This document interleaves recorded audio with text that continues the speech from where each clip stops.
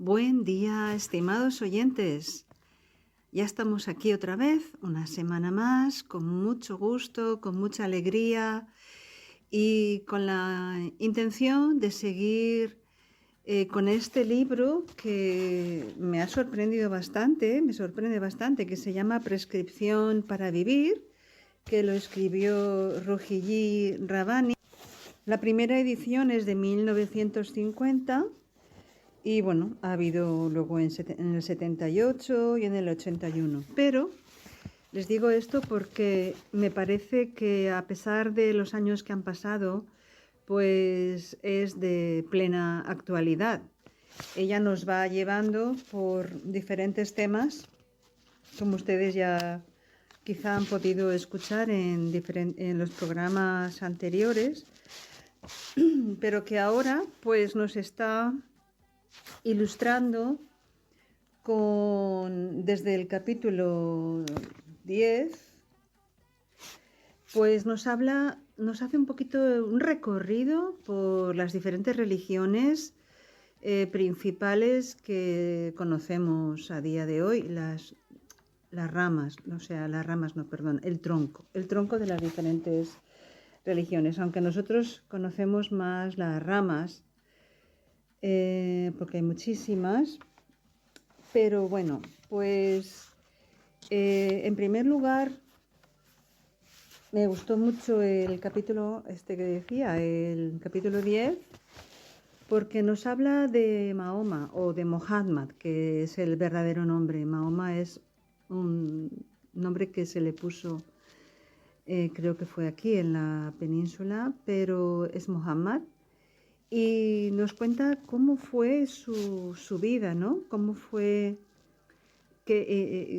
cómo eran los pueblos árabes en aquel entonces. Porque el conocer esta parte de la historia, nos puede ayudar a cambiar algunos conceptos erróneos que tenemos sobre él. Porque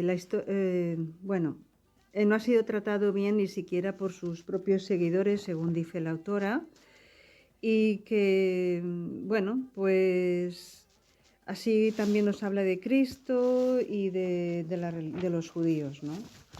Pero me gustaría repasar un poquito lo que hablamos la semana pasada de Muhammad, porque dice que lo primero que hizo Muhammad fue eliminar la idolatría. Esto lo hizo con una mano de hierro, porque parece ser que estos pueblos árabes creían en muchos dioses y que además estos pueblos, aparte de tener, de tener tantos dioses, de ser idólatras, también eran un tanto salvajes y además que tenían una mente comercial. Así como los intelectuales romanos y griegos eran diletantes en su homenaje a sus dioses, escépticos y burlones, incluso las clases bajas los adoraban más porque estaban allí como una institución. Los árabes eran supersticiosos, además de idólatras fervientes, eran ignorantes también. Y es que estaban aislados en un páramo.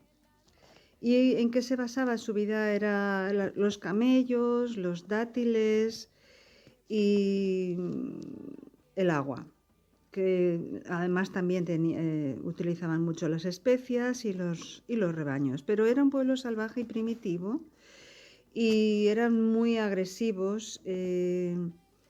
Dice, en este libro cuenta un ejemplo para que nos hiciéramos un poquito la idea de cómo eran. Pues habla de una mujer en este caso que después de una batalla abrió el cuerpo de uno de los enemigos, ¿no? Y le sacó el hígado y lo mordió, estando todavía caliente el cuerpo. Esto era para que nos diéramos cuenta de este estado mental que era tan belicoso, ¿no? Y esto lo resalta ella para que veamos el trabajo que hizo tan grande Muhammad con estas tribus que eran realmente muy agresivas e inmorales también, pues dice que hacían de la prostitución una profesión honorable. Así que aparte de la cantidad de alcohol que bebían, que estaban la mayor parte del tiempo ebrios y que les gustaban mucho los juegos de azar. Así que Muhammad elevó a la mujer a un nivel inimaginablemente alto en aquel lugar y en aquel momento de la historia de la humanidad. Y le dio, pues también a los esclavos, les dio unas condiciones muy mejoradas. Así que, bueno, otra cosa que también hizo Muhammad por cambiar un poco el entendimiento que tenemos de Muhammad y de la religión, del Islam, que no tiene nada que ver quizá, o tiene poco que ver con lo que nosotros entendemos, hemos creído, y porque tampoco hemos tenido mucha información en las escuelas sobre esta religión. Y bueno, pues con las cosas que nos han contado, pues con esto nos hemos quedado, no hemos investigado más. Y luego también pues la situación que hemos vivido o que estamos viviendo pues nos hace rechazarla por completo y pensar pues que no tiene gran valor. Y esto no es así según lo que yo estoy leyendo aquí en este libro. Y que bueno, que ha sido posiblemente muy deteriorada esta religión después del fallecimiento de Muhammad, porque ahí empezó a dividirse en muchas ramas y sectas, y bueno, pues de ahí quizá viene la sensación o la comprensión que tenemos de esta religión, comprensión pues que no es como fue en el origen, aunque luego pues se haya deteriorado o se haya dirigido en otros intereses que no son los que proclamó Muhammad. Él usó la espada, es verdad, porque estas tribus eran muy salvajes, como he dicho antes, y no era una cosa fácil de cambiar a estas mentalidades. Pero vamos a ver que también, pues la autora dice que Moisés aplicaba también una regla que era ojo por ojo, diente por diente y vida por vida. Y esto ya nos dice que también esto no es una forma muy pacífica de resolver los asuntos sociales, ¿no? Así que, pues, la historia de la humanidad creo que hay que verla con la perspectiva de que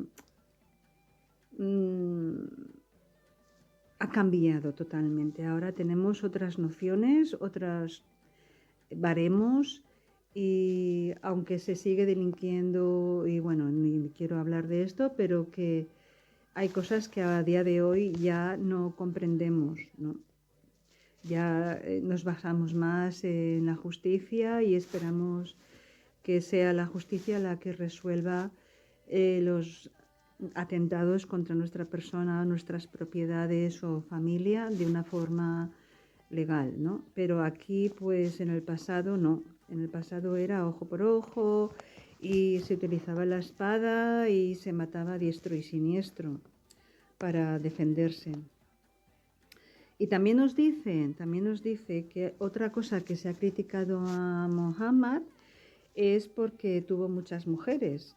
Y para explicar esto también ella nos dice que en el pasado, antes del Islam, antes de Muhammad, también se utilizaba la poligamia. Los judíos la practicaban y Jesucristo no la abolió. O sea que la poligamia ha estado ahí pues por muchos siglos. Y Muhammad le dio un carácter diferente, limitó el número de mujeres y también dijo que si no se les podía tratar todas por igual, pues entonces había que tener menos, ¿no? Y creo que, creo que dijo que máximo 4, ¿no? Así que él tuvo tuvo más, pero él las acogía como a modo de protegerlas socialmente, porque de otra forma pues estaban abocadas a la miseria y a la pobreza y a cualquier otra cosa. Así que, pero luego sí que él dijo que más de 4. Más de 4 iba a ser el máximo que podrían tener los musulmanes, ¿no? Así que bueno, pues yo lo que quería era aclarar algunas cosas, repasar algunas cosas en este tema, porque me gustó mucho toda la explicación que da, que es bastante extensa. Pero bueno, vamos a seguir con la lectura de este libro y entramos en otro capítulo, que es el capítulo 11, y seguimos hablando de religiones. Hemos hablado de esto del Islam, hemos hablado también un poco del cristianismo, del judaísmo, aparte de otros temas muy interesantes. Y ahora este título es La primavera en el siglo XIX, y entonces nos explica qué es lo que pasó a mediados del siglo XIX. Y dice que sucedió aquello que hombres religiosos de tendencias devotas tanto en Oriente como en Occidente sospechaban que estaba próximo a saber la aparición de un nuevo profeta. Y como era un hombre de carne y sangre, él entró al mundo sin mayor fanfarria ni trompetas que la que habían tenido sus predecesores. Es verdad que algunos habían predicado que pronto habría un advenimiento y un hombre de incomparable perspicacia y sabiduría había indicado a la sociedad de anticipación que él había formado de que Shiraz y Teherán se deberían esperar cosas extraordinarias. Pero el mundo y Persia, que lo vio nacer, siguieron sin conmoverse porque había nacido un niño en la respetable familia de mercaderes de Sayyid Mirza Muhammad Rida, en una casa tranquila en Shiraz. Bueno, quiero decir que aquí la autora nos está presentando el nacimiento de un nuevo profeta. Esto fue a mediados del siglo XIX, en 1844. No, antes. Bueno, quiero decir que es que suena un poquito, no sé a ustedes cómo les parece, a mí me parece un poco raro cómo introduce este capítulo, pero bueno, ella está hablando del nacimiento de esta persona que se llamaba Ali Muhammad y que tenía un carácter muy refinado, que era una persona pensativa y sensible y que siguió con las actividades de sus antepasados. Que en cierta época tuvo un almacén en Bushir, en el Golfo Persa. Y también dice que se casó con su prima cuando tenía 22 años de edad y que los dos jóvenes tenían gustos parecidos y simpatizaban por su naturaleza. Mostraban gran devoción el uno por el otro y eran muy felices. Y que tuvieron un hijo que falleció cuando tenía 1 año de edad. Así que, bueno, aquí nos dice que el nombre de este joven era Sayyid Ali Muhammad. Sayyid significa que es un descendiente del profeta Muhammad. Y que todos los descendientes del profeta Muhammad con este título de Sayyid llevaban un turbante verde y esto era el indicativo de que tenía una descendencia ilustre. Así que ya tenemos el nombre, que es Seyyid Ali Muhammad, descendiente del profeta Muhammad, y que era un joven pues muy delicado, amable y estaba casado y perdió a su hijo. Bueno, pues sigo contando. Entonces, Seyyid Ali Muhammad, hasta que tuvo 25 años de edad, no se distinguió por nada en particular, salvo su extraordinaria humildad y piedad.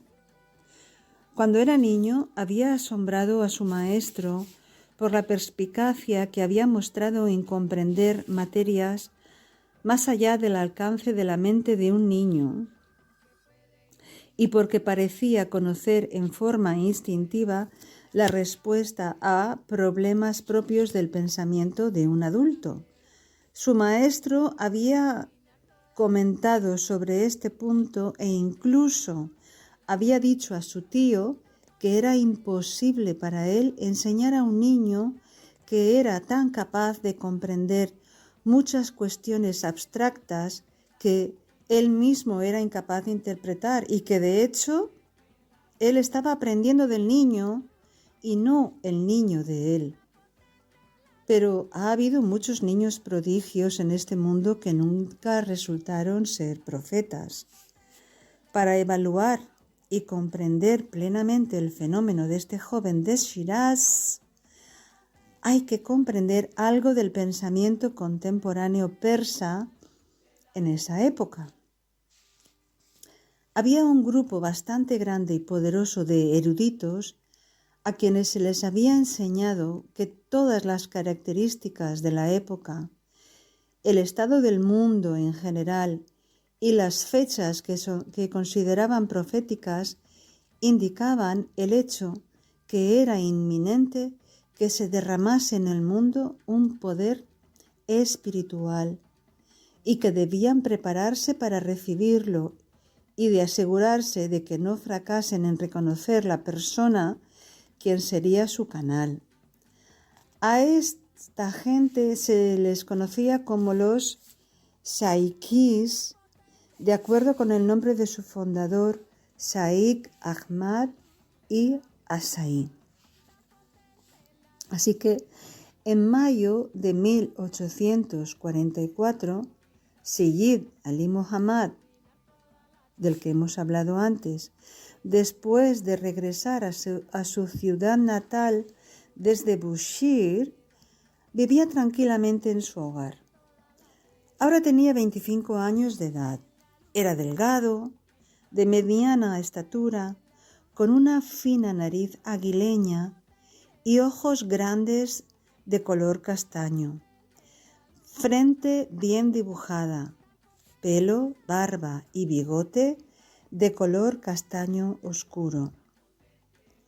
De naturaleza contemplativa y espiritual, era conocido y respetado por su sabiduría, su piedad, su rectitud y por su carácter suave y noble. Su vida en ningún caso había sido dura. Su familia era próspera y de buena reputación, como todos los de Shiraz. Eran gente ingeniosa, aguda, amante de la poesía, de las flores, de los arroyos y los aspectos más agradables de la vida. El joven comerciante vivía en un hogar modesto pero refinado. Sus habitaciones miraban hacia un patio interior pequeño de su casa, donde crecían naranjos, al lado de la noria, rodeado de jarrones con flores fragantes.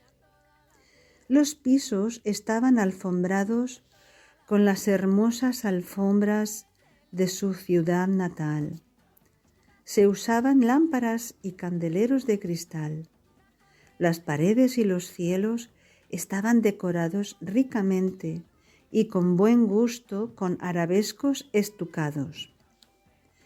Él mismo vestía ropas del mejor tafetán y de seda, a menudo de un verde hermoso, forrado con exquisitos algodones bordados a mano y que alcanzaron tan alto nivel de perfección en Persia.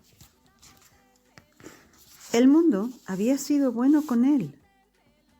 Tenía una madre devota, una joven esposa amante con quien congeniaba y un tío que lo consideraba como su hijo.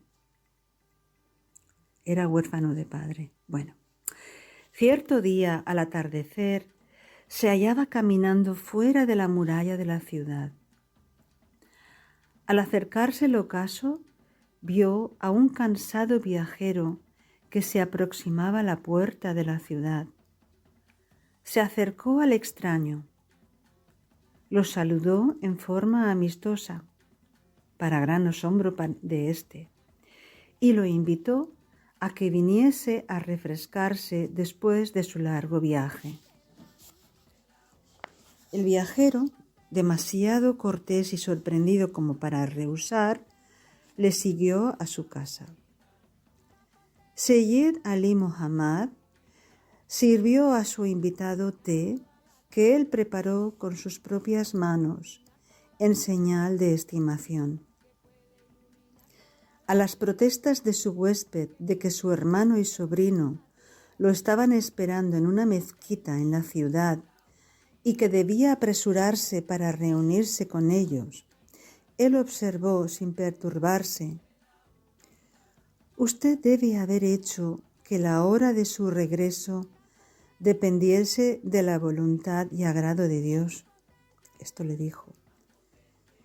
Y una afirmación tan piadosa y firme puso fin a toda protesta de parte del huésped, quien se resignó, extrañado y desconcertado, a los deseos de su anfitrión, a quien nunca antes había visto.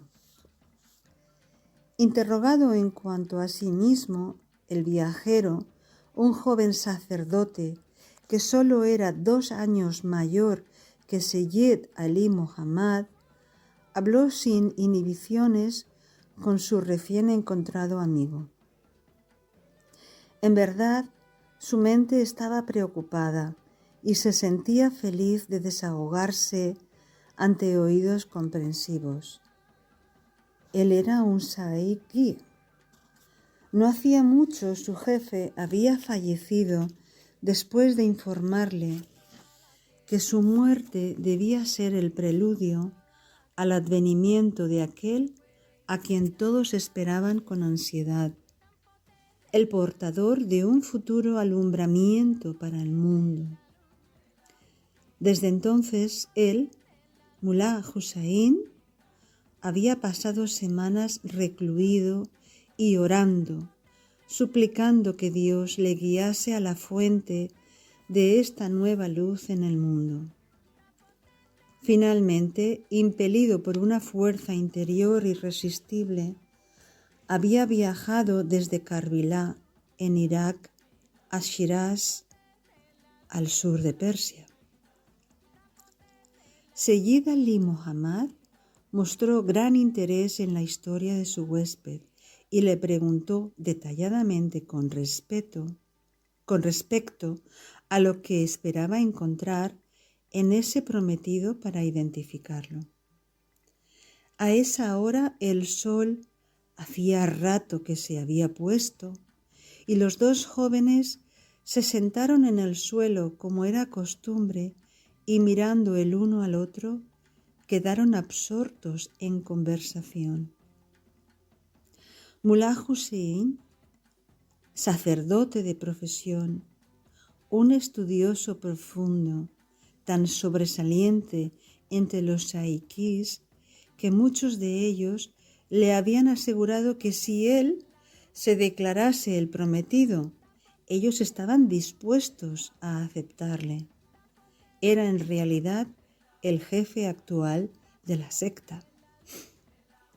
Pero como era un hombre dedicado apasionadamente a la verdad, encendido con la creencia que estaba pronta la hora y que el mensajero estaba cercano, no pensó en absoluto en el prestigio personal o poder que esto le hubiera dado y se hallaba completa y sinceramente absorto en su búsqueda.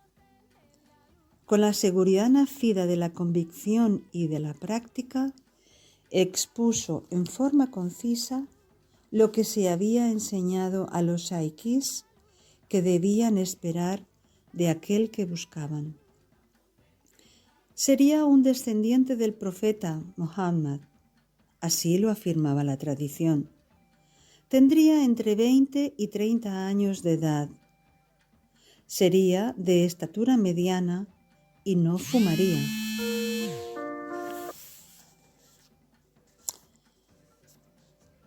Otra cosa era que, además, no tendría ningún tipo de deformidad o defecto físico. Poseería conocimiento y sabiduría innata.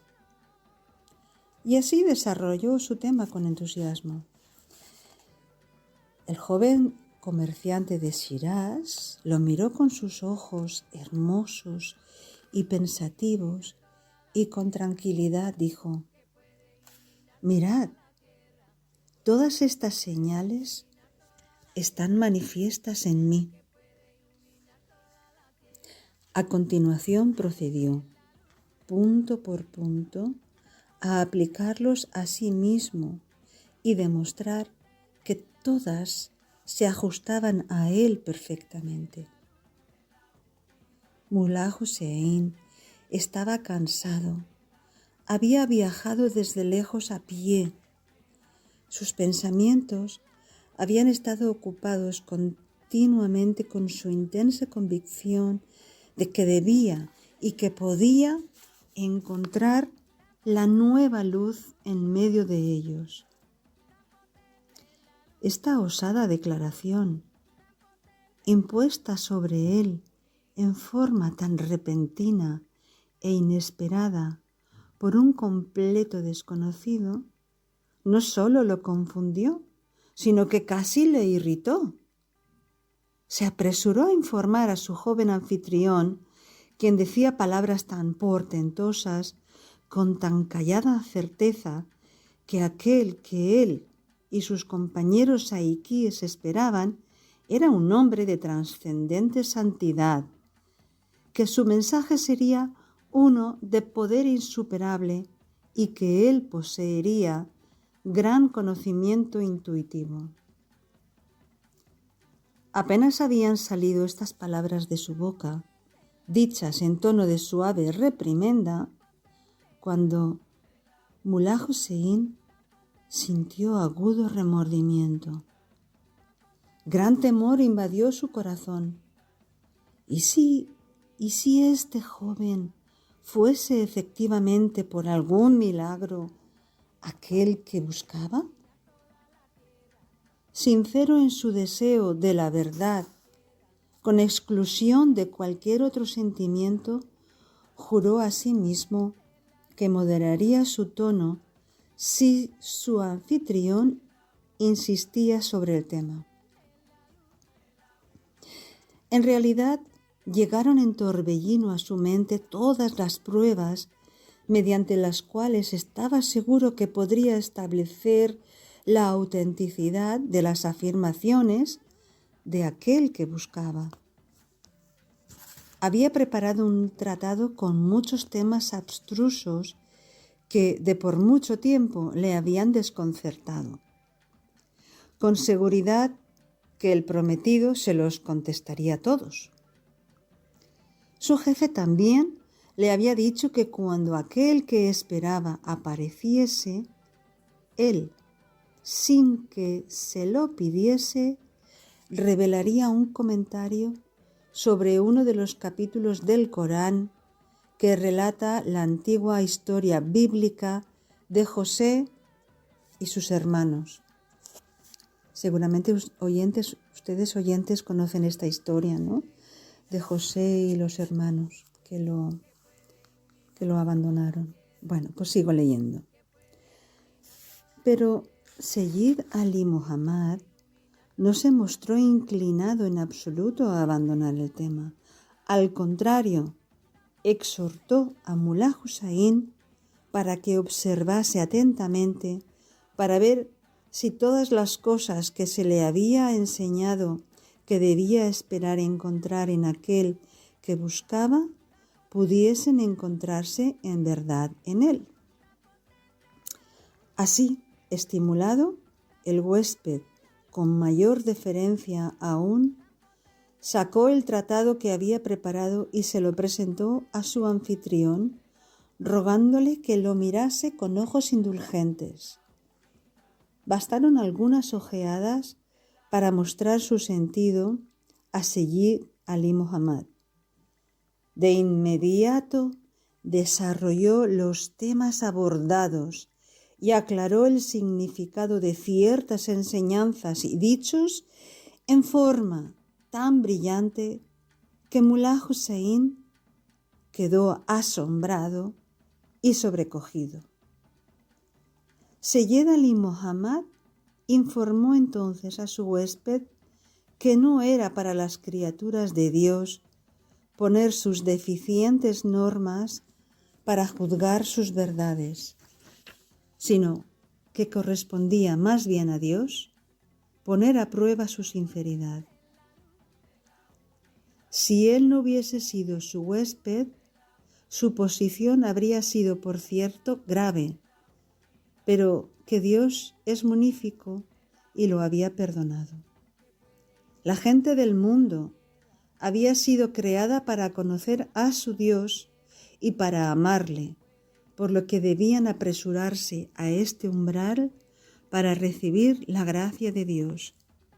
Así como él, Mullah Hussain se había levantado con corazón sincero para encontrar la verdad.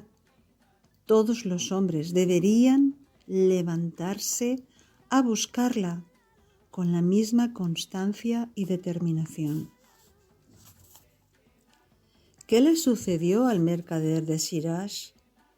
¿Dónde está el joven de suaves modales, tan dócil y humilde, que se consideraba indigno de traspasar el umbral del santuario interior al visitar la tumba de uno de los imanes? ¿Dónde está el joven pensativo y devoto, siempre piadoso, siempre callado y discreto? El hombre se ha transformado en profeta. El fuego se ha apoderado del fierro y lo ha fundido. El espíritu íntimo que por tantos años se había gestado tranquilamente en el seno de este joven persa, de pronto ha florecido. No era este ningún florecimiento ordinario. El mundo ha estallado en primavera. Ahora caerán las lluvias vernales y brillará el sol del equinoccio. Ahora caerán las lluvias y ahora las mentes de los hombres serán tocadas con los primeros colores del amanecer y el mundo se agitará con la brisa de nueva vida. ¿Por qué tan súbito? ¿Qué ha sucedido? Nada que no sea natural ha sucedido. Hay puntos en este universo. Hay un punto cuando después de aclarar gradualmente, de pronto, el sol sale rápidamente sobre el horizonte y en cuestión de minutos se produce el día brillante. Ahora, Seyyid Ali Muhammad no habla ya por sí mismo. Se ha abierto la puerta. De ahora en adelante, él dirá a los hombres las palabras que les comunican las instrucciones de su Creador. Se nos va a educar. Lo necesitamos. Se han gastado los impulsos del pasado, los gloriosos impulsos que Abraham, Moisés, Cristo y Mohammed y otros profetas anteriores a ellos, cada uno a su vez, dieron a nuestras vidas, han seguido su curso. Aquí está la misma voz eterna que llama a los hijos de los hombres nuevamente. Solamente que los labios del orador son distintos. Hace mucho tiempo Jesús de Nazaret caminaba a la orilla de un lago. De pronto llamó a dos robustos pescadores que trabajaban con sus redes y les dijo: «Venid conmigo y yo os haré pescadores de hombres». Una afirmación presuntuosa y extraordinaria para que un hombre lo haga a otro en cielo despejado. Pero Pedro y su hermano prestaron atención, sin duda porque estaban abiertos los ojos de sus corazones. Y Pedro llegó a ser el principal discípulo, el apóstol amado de Cristo, la roca sobre la que él fundó su iglesia. Los ojos del corazón de Mullah Hussein también estaban muy abiertos. Miró a su anfitrión con nueva comprensión. Una salvaje alegría golpeaba su pecho. Seyyid Ali Muhammad recogió su pluma de junquillo y hojas de papel fino y liso. Afirmó que ahora había llegado el momento para escribir el comentario sobre el capítulo de José. Y descansando su mano sobre su rodilla, rápidamente, sin detenerse, sin vacilar, escribió la totalidad del primer capítulo de su comentario, y mientras cubría las páginas con su fina escritura, recitaba en alta voz. Según la melodiosa costumbre común entre los pueblos de habla árabe y persa, recitaban las palabras que escribía. ¿No era esta una cortés rapsodia? Con alegría y asombro, Mullah Hussein oyó palabras que explicaban muchos significados ocultos, palabras que reprendían a los reyes por su maldad, palabras que desafiaban a los así llamados dirigentes de los hombres, palabras que convocaban los corazones a nuevos reinos de sabiduría y comprensión. De esta manera, sin ruido, sin ostentación, se levantó sobre el horizonte del siglo XIX una nueva religión mundial. Amor, júbilo, fuerza y entusiasmo ilimitados deben haber invadido el corazón del joven profeta.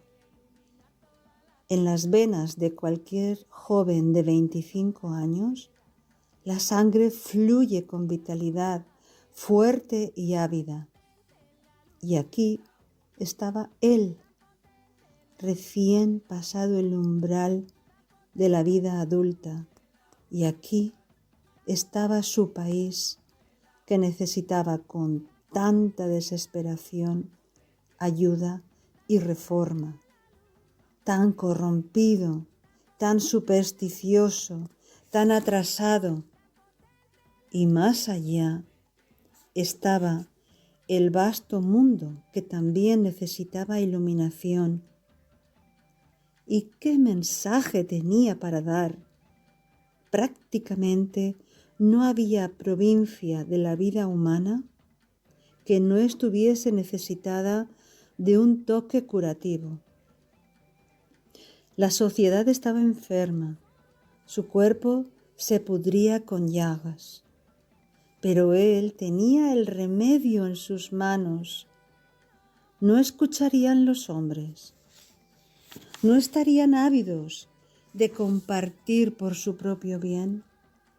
no se apresurarían para abrazar la verdad que les traía nueva vida espiritual. Listos y a la mano había todo un grupo de almas preparadas y devotas que creían y esperaban diariamente su aparición. Y aquí, delante de él, se hallaba el primero en creer en él. Este noble joven sacerdote, con sus ojos como estrellas, erudito, confiable, ardiendo con celo. ¿No estaba acaso el mundo que Dios le había enviado a servir, a sus pies, listo para ser conquistado? Persia hedía literalmente con su propia corrupción moral. Toda la estructura de la sociedad tenía por trama y urdimbre el temor, el engaño, el soborno. Estaba gobernada por leyes libertinos y codiciosos y sus enjambres de prole masculina. Ninguna cosa, absolutamente nada, podía obtenerse sin regalos. Incluso los ministros obtenían sus cargos con la ayuda de buenos regalos para su soberano. Los funcionarios de bajo rango sobornaban a los de alto rango a lo largo de todo el sistema.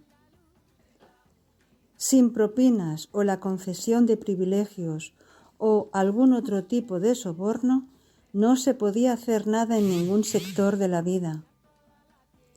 La gente era tan fanática en su religión que incluso personas eruditas y maestros se consideraban contaminados si su mano hubiese solamente rozado una Biblia, y algunos fanáticos llegaban al extremo de recoger el libro con pinzas, más bien que tomar contacto con él. O iban a casa y se bañaban y se cambiaban la ropa que había sido contaminada al pasar rozando a algún maldito cristiano o un perro judío, así los llamaban. A las mujeres se les tenía por tan poco que algunos clérigos aseguraban que carecían por completo de alma. Se las mantenía deliberadamente en la ignorancia. Un caballo fino o una buena alfombra a menudo eran considerados de más valor para su dueño, más digno de ser atesorado que una mujer. La gente era de crueldad tan feroz por naturaleza como lo era de fanática. El gobierno era, en realidad, una iglesia-estado. El clero casi tenía control absoluto sobre la vida de las masas. Un servilismo esclavizante saturaba el carácter persa. La hipocresía se había transformado en una profunda característica nacional, y la tierra de Jerjes el Conquistador, la tierra natal de Hafez, de Rumi y de Sadi, poetas cuya contraparte se puede encontrar tan solo en nombres como Shelley, Keats, Milton y otros cantantes inmortales. Se había hundido esta tierra en una pequeña nación de fanáticos despreciables. Ningún lugar en la tierra, ningún pueblo necesitaba más desesperadamente una reforma total que la tierra natal de estos compatriotas de Seyyid Ali Muhammad. Con esperanza, con confianza, con corazón amoroso y una fina mente, él se puso a la gran tarea de la reforma. Cuando la savia alcanza un alto nivel en la primavera, los árboles literalmente estallan en flor. Así era en aquellos días en Shiraz, Mullah Hussain. Mullah Hussain, al reunirse con su hermano y amigos, juramentando de no dar a conocer a nadie la reunión que había tenido con su recién encontrado jefe, sorprendió a todos por su actitud de paz y felicidad. Él, que había sido casi como un loco en su deseo por encontrar al prometido, ahora se movía entre ellos con tranquilidad, dando conferencias y enseñando sin perturbarse. Entró en la mente de algunos de sus compañeros la sospecha que nada pudo haber producido semejante cambio salvo el haber encontrado el objeto de su búsqueda. Le hicieron preguntas. Él respondió que cada persona debe encontrar por sí misma la verdad. Perplejos y conmovidos a través de la oración y la meditación, muchos de ellos buscaron abrir la puerta por la que él ya parecía haber pasado. Entre tanto, participando a veces en sus reuniones, moviéndose entre ellos sin ningún signo o señal de distinción, salvo su elevado carácter y su noble mente, iba Sayyid Ali Muhammad. No dio señal alguna de reconocer a Mullah Hussain. Esto había sido previamente acordado entre ellos, antes de que se separasen esa noche memorable cuando se declaró su primer seguidor. A él le había dicho que él era el Bab, que traduce literalmente puerta, quien guiaría a los hombres a una verdad más grande aún por venir, y que en un comienzo 18 personas debían aceptarle espontáneamente sin guía exterior alguna. Mullah Hussain era el primero y otros vendrían en los días siguientes. Entretanto, a menudo se encontró con Mullah Hussain en su casa en la noche y le enseñó sus doctrinas, escribiendo al mismo tiempo otros capítulos de su comentario. Estimados oyentes, voy a dejar aquí esta historia por hoy. La semana siguiente que viene voy a seguir. ¿Qué les parece este relato? ¿Cómo este nuevo profeta apareció, se manifestó con Mullah Hussain en este pueblo de Persa, en este imperio persa, que dice que era tan corrupto que ya más no se podía, donde todo se compraba y donde no había ya ninguna consideración, ¿no? Así que, pues, me parece que está muy interesante y que creo que querrán seguir escuchando esta historia, cómo se desarrolla, ¿no? Hasta los días de hoy, qué ha pasado, ¿no? Porque en este lado del mundo no sabemos mucho de esta profecía, de este profeta, de esta aparición.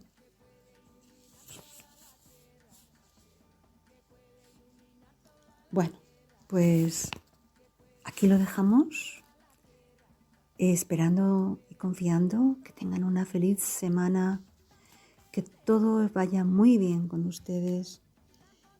Y les emplazo la semana siguiente porque esta historia es muy prometedora, está muy interesante y hay cosas muy importantes que necesitamos conocer. Así que aquí les dejo, mediten, reflexionen, entusiasmen, entren en este entusiasmo, investiguen si así lo quieren para ver qué es esto de lo que les estoy leyendo, este libro de Ruhollah Ramani. Les dejo con esta alegre canción sobre la unidad y aquí me despido. Que tengan un feliz semana, como siempre les digo. Bye bye.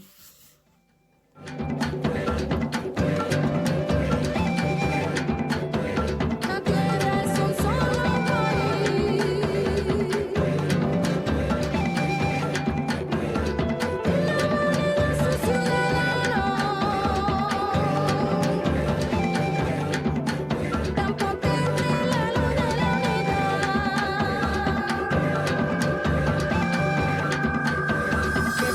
iluminar toda la tierra, que puede iluminar toda la tierra, que puede iluminar toda la tierra, que puede iluminar toda la tierra.